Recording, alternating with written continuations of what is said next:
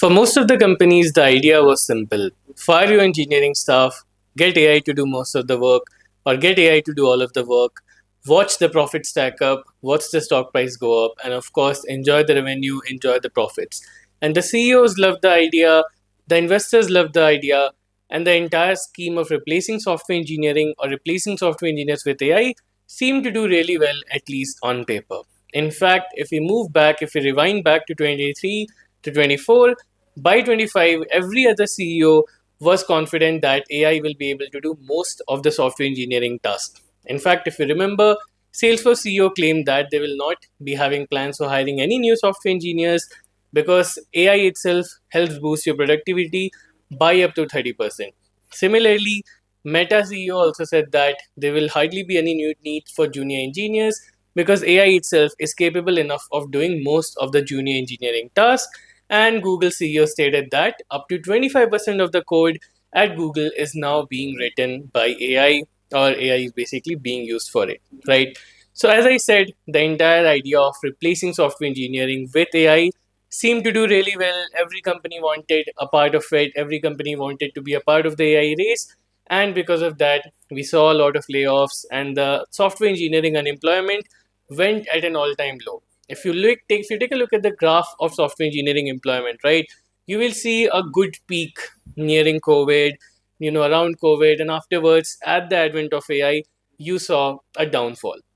And even now, the market is yet to recover. We are still at a place where there is a lot of unemployed people from every other batch who are desperately trying to find a job, right? So, this is what the entire idea was. But if you take a look at it right now, it's not going the way that the companies were expecting it to go. The CEOs, the investors, whoever was expecting it to go really well, is it going the same way? Let's find out. The first thing that I want you to understand is AI is very expensive, embarrassingly expensive. So, just in the last few days, we got to know of two news in the same cycle about two companies who had to limit AI usage. So, if we take a look at them one by one, let's start off with Uber first. So, Uber, if you don't know, recently in December 2025, they gave access to 5,000 software engineers Claude Code. They were like, you can use Claude Code, right? By April 2026, and this was the budget for the entire year. And by April 2026, most of the tokens or the budget was already gone. This was confirmed by the CTO at Google, Praveen himself. So, of course, AI is not something that you can use to your heart's content without having to pay anything for it. AI, as I said, is expensive. Similarly, if you take a look at Microsoft, then at 14th of May, Microsoft told its employees to not use Claude Code and shifting towards GitHub Copilot. Now, this is not because one AI is better than the other, or AI agents have, while there is of course a significant like change, but still this is not the reason. The main reason is the cost effectiveness. Try to understand, if there are two developers and both of them are able to do the same work, the company is trying, or the company will try to prefer the developer which has less cost, because of course companies want cost cutting, they want to improve the profit, and they want to reduce the budget, they want to reduce the amount of money that they're putting into it. So now it's not two developers, it's you and AI.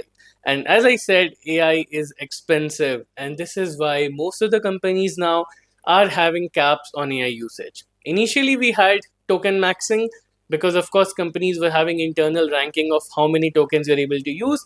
Because of that, people started using as much token as they can, and of course, that led to this extreme cost, which, of course, company had to put a cap into. So right now, most of the companies will be having a cap on AI usage. It will not be like you can use AI for whatever you want day and night. There will be a cap.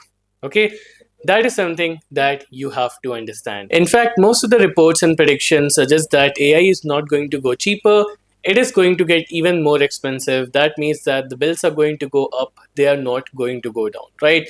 So, of course, this is the upfront cost. Apart from that, you have other hidden damages as well. Because, of course, while AI is very good at what it does, it's not perfect. And you might have heard of many instances where AI was supposed to do something and it sort of messed up. Of course, that is something that we cannot say is in our favor because even humans mess up. But of course, when you're paying a lot of money and then AI messes up, humans have to clean up the mess, right? Which of course means that you do need humans to be there. So of course, a lot of times AI generated code does not work the way it's supposed to be. The refactoring doesn't work, and you have a lot of damage. So I'll give you some instances of AI basically messing up. You can read up on that and try to understand it, right? So the main point I'm trying to come here is that of course humans will always be needed in case if there is a mess, right? So does it mean that AI is useless? AI is so expensive, it's not doing the right work. Does it mean AI is useless? Absolutely not.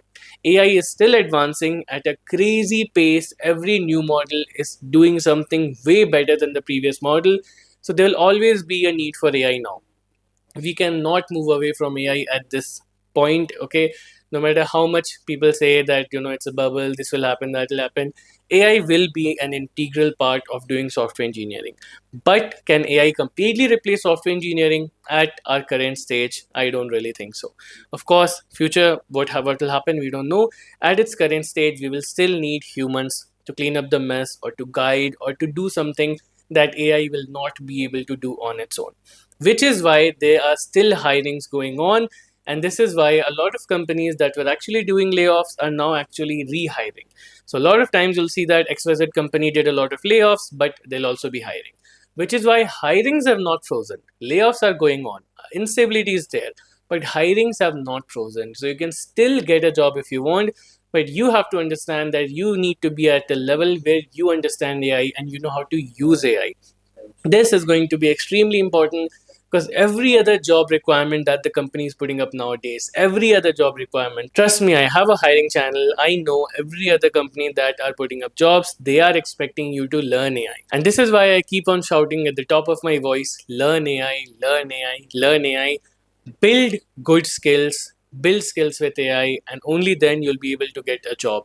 Of course, instability will always be there, but if you're skilled enough, you will always have a place to be in the software engineering world. Okay. In fact, Gartner even predicts that by 2027, 50% of the companies that were doing layoffs or that were having layoffs will again rehire the employees, right? So hirings will be there for the immediate future, for the near future. Hiring will be there. You just have to be smart enough to be in the role that will actually have demand, and second, learn the skills that will actually have demand. And soon enough, I'll be making a video about the roles that you should pursue to be safe in an AI dominated world.